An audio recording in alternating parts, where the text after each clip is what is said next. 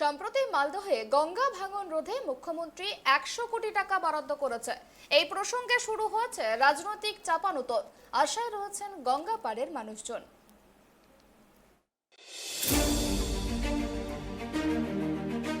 সম্প্রতি রাজ্যের মুখ্যমন্ত্রী মালদহের শামশেরগঞ্জে গিয়ে গঙ্গা ভাঙনে 100 কোটি টাকা রাজ্য সেচ দপ্তর মারফত মঞ্জুর করার পরিপ্রেক্ষিতে আশার আলো দেখছে গঙ্গা পাড়ের মানুষজন। তারা বলেন, চাষের জমি, ভিটে মাটি সবকিছুই খোয়া গেছে গঙ্গা বক্ষে। আবারও নতুন বাসস্থান যাতে গঙ্গায় তলিয়ে না যায় তার জন্য ব্যবস্থা নিক সরকার।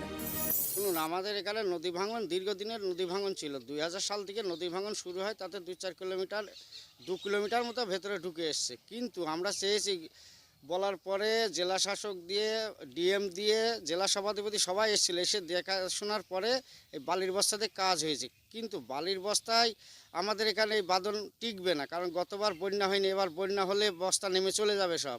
আর জলের মধ্যে যে বস্তাগুলো ফেলেছিল, আমাদের নদীর গভীরতা এতটাই যে সে বস্তা সব নেমে চলে গেছে। এখন জলে নামলে 2 থেকে 3 হাত দূরে গেলেই 20 থেকে 25 ফুট, কোথায় 30 ফুট জল। তা আমরা চেয়েছি নতুন করে সরকারের কাছে যে নতুন করে আমাদের এখানে কিছু পাকাপোক্ত কাজ হোক, যাতে আমরা গ্রামবাসী এখানে বসবাস করতে পারি। এখানে বালির বস্তা কাজ ঠেকাতে পারবে না বলে মনে করছেন নাকি? আমরা তো দীর্ঘদিন দেখছি তো, এই বালির বস্তায় এখানে মানবে না, কারণ জলের তলা থেকে যদি ভেঙে যায়, উপরে একটা করে বস্তা শুইয়ে দিয়েছে, এই বস্তায় কি হবে? বন্যা এলে এই বস্তা সব নেমে চলে যাবে।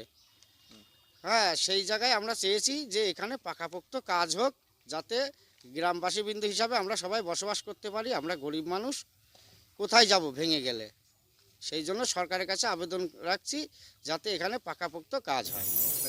আমরা গঙ্গাপাড়ের মানুষ, বর্ষা আসলে রাত্রে ঘুম হয় না, সবসময় মনে হয় যে কখন ছেলে পেলে নিয়ে উঠে যেতে হবে, ভেঙে নিয়ে চলে যাবে। আমরা খুব আতঙ্কে থাকি, রাত্রে আসলে ঘুম হয়েছে না, এই চিন্তা সবসময় আমরা করি যে ছেলে পেলে নিয়ে যেতে। একবার এখানে বইছিলাম, তখন তো গঙ্গা এত দূরে ছিল না, এখন গঙ্গা ঘরের কোনায় চলে আসছে। আমরা এখন বলতে পারি না যে ছেলে পেলে নিয়ে আবার কোথায় যাব। গরিব মানুষ জন খেটে খাই, দিন আনি দিন খাই। আমরা জমি জায়গা যা দাম হয়েছে, আমরা এখন কোথায় যাব? আমরা চাই যে বালুর বস্তা বেরিয়ে যেটুকু আমরা দাঁড়াই আছি, এর থেকে যদি পাকা বস্তা হয় তাহলে আমরা আর একটু বেশি থাকতে পারি, ছেলে ফেলে নিয়ে আর কোথায় যাওয়া লাগে না। এখানে ভাঙনে কি দিয়ে কাজ হচ্ছে?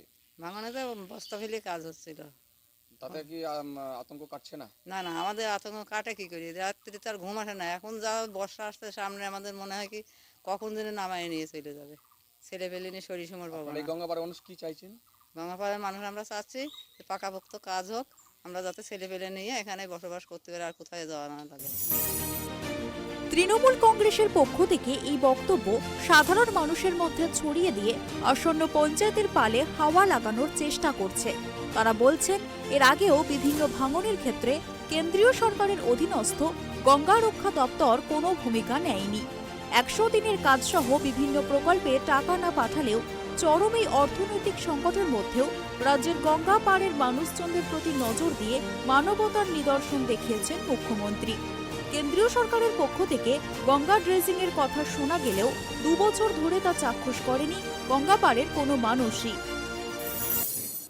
দেখুন, মাননীয় মুখ্যমন্ত্রী মমতা বন্দ্যোপাধ্যায় মুর্শিদাবাদ জেলায় গিয়েছেন। প্রশাসনিক বৈঠক থেকে তিনি মানুষের দাবি দাওয়া নিয়ে, সেখানকার অসুবিধাগুলি নিয়ে বিবেচনা করছেন। বরাদ্দ ডবল করে দিয়েছেন আমাদের সরকারের পক্ষ থেকে।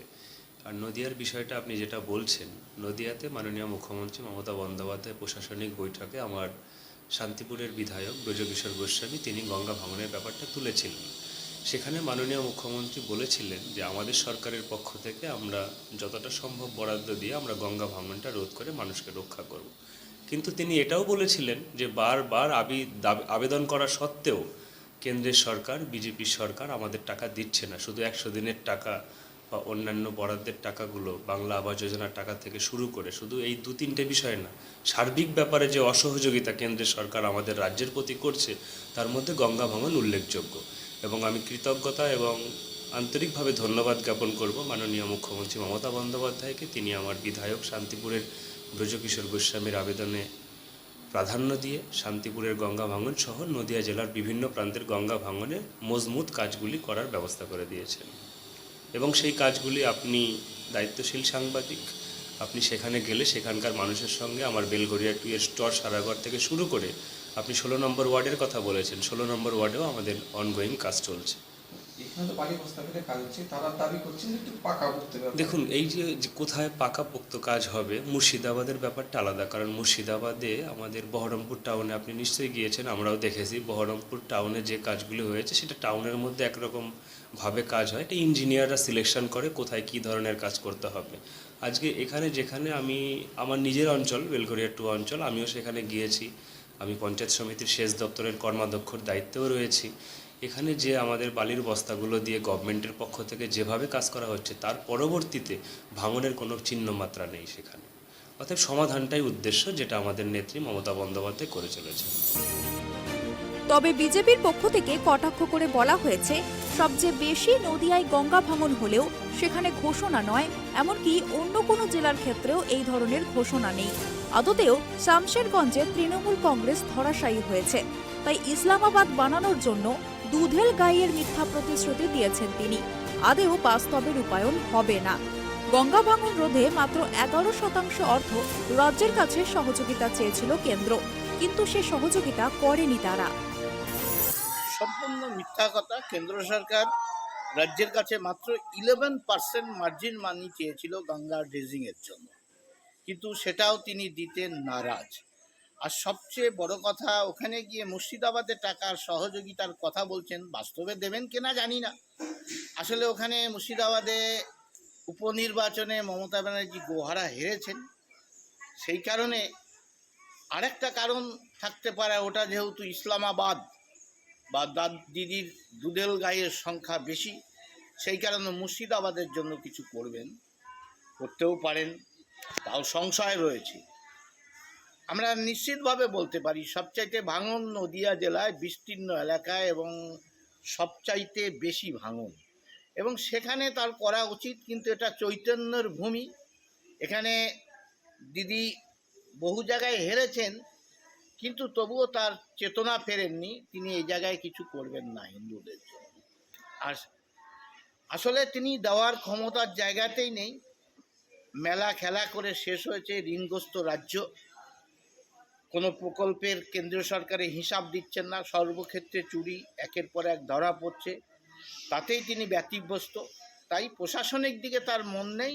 এখন যতটা পুলিশ এবং প্রশাসনকে লুটেরার সঙ্গে সংযুক্তিকরণ করে তাদের ফ্যাসিলিটি পাইয়ে দিয়ে যতটা দীর্ঘায়িত করা যায় সেই মানসিকতায় তিনি চলছেন। সেই জন্য দিদির প্রতিশ্রুতির কোনো দাম নেই। কেন্দ্রীয় সরকারের তাহলে ভূমিকা কি গঙ্গা ভাঙনে? কেন্দ্রীয় সরকার তার সঠিক পদক্ষেপ তারা নিচ্ছেন। এর আগে ড্রেজিং হয়েছিল, কিন্তু ড্রেজিংয়ের জন্য টেন্ডারও হয়েছিল, কিন্তু টেন্ডারে একটু সামান্য গলদ পাওয়াতে মোদী সরকার কোনো রকম ত্রুটি রেখে কাজ করতে চান না, সেই জন্য রিটেন্ডিং করা হয়েছে। স্বাভাবিক একটা প্রক্রিয়া, কেন্দ্র সরকারের যথেষ্ট একটু সময় লাগে। তো কেন্দ্র সরকার এই ড্রেজিংয়ের জন্য তারা সক্রিয় আছে, তারা করবেন, এ ব্যাপারে নিশ্চিত। তবে কেন্দ্রীয় সরকার সমস্যার গভীরে গিয়ে নদী খননের ব্যবস্থা করেছে। টেন্ডারের কিছু সমস্যা থাকার কারণে একটু দেরি হলেও তা স্থায়ী সমাধান হতে চলেছে। নদিয়া থেকে মলয় দে এর রিপোর্ট, ট্রাইব টিভি।